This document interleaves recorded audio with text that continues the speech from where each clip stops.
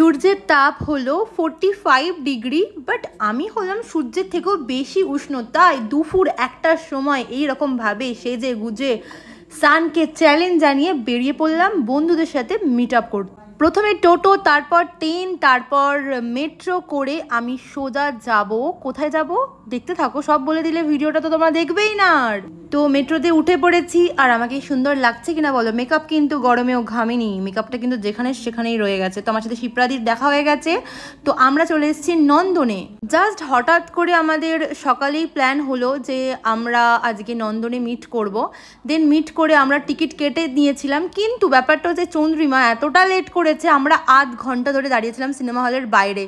রাগও হচ্ছিল, কিন্তু একটুখানি কী করবো, বেশি বকতেও পারলাম না, বান্ধবী হয়। তারপর আমরা সিনেমা হলে যখন ঢুকলাম দেখলাম যে সিনেমা কিন্তু অলরেডি শুরু হয়ে গেছে। অর্ধেক সিনেমা মিস করছিলাম, কিছু বুঝতেই পারছিলাম না, মাথা মুন্ডু। তারপর বোঝার চেষ্টা করলাম, তারপর আস্তে আস্তে বুঝতে পারলাম যে সিনেমার কামালটা কি। তো সিনেমার নাম ছিল আলাপ। এই সিনেমাটার অ্যাকচুয়ালি গল্পটাই হচ্ছে যে আবির আর মিমি একই ফ্ল্যাটে থাকে, রুম শেয়ারে, কিন্তু দুজনকে চেনেই না। তো কিভাবে ওদের মধ্যে আলাপটা হলো, অ্যান্ড আলাপ হওয়ার পর ওদের মধ্যে কি ফাইনালি মিল হলো, সেইটাই হচ্ছে এই গল্পটা। তো তোমরা অবশ্যই দেখো, একটা একটা একটা মিষ্টি একটা প্রেমের গল্প।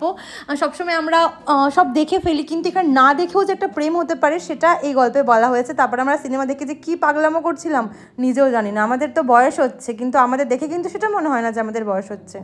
তারপর আমরা আনন্দ করে লাফালাফি ঝাপাঝাপি করলাম, বাইরে বেরিয়ে আবার একটু ফটোশ্যুট করলাম। ফটোশ্যুট করে এবার আমাদের এত খিদে পেয়ে গেছিলো কি বলবো, খেতে যাবো। এরা তো ভিডিও করা বন্ধই করছে না, বলছে এটা প্রায় 3 মাস কলকাতার দিকে থাকেন।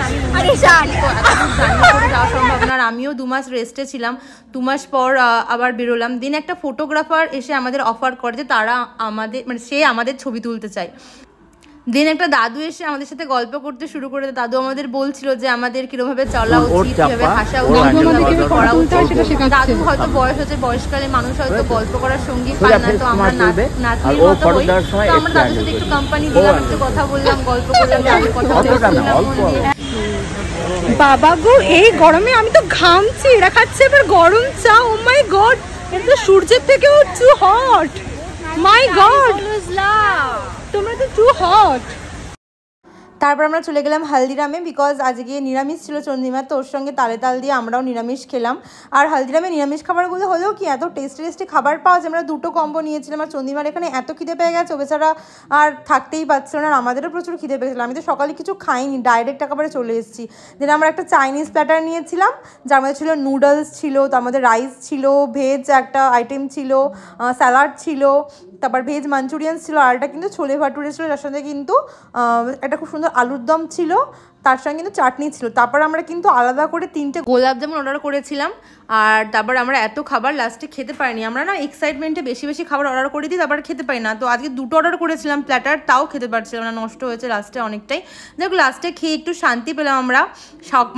সকাল থেকে নিয়ে 8টার সময় আমাদের পেটে খাবার পড়ছে। সকাল থেকেই তোর ঘুরতে রেডি হয়েছে। এবার শান্তি হলো। চাইনিজ প্লেটারটার প্রাইস নিয়েছিল 160, আর তোমার কিন্তু 160 নিয়েছিল। তারপর কিন্তু শিপ্রাদি আমাদের জন্য ফাইনালি গোলাপ জামুন আনলো, কারণ গোলাপ জামুনটা আমরা আনতেই ভুলে গেছিলাম। আর গোলাপ জামুনটার প্রাইস মেবি 35 বা 30 এরকম নিয়েছিল, বাট গোলাপ জামুনটা ভীষণ টেস্টি ছিল খেতে, ভীষণ ইয়াম্মি ছিল।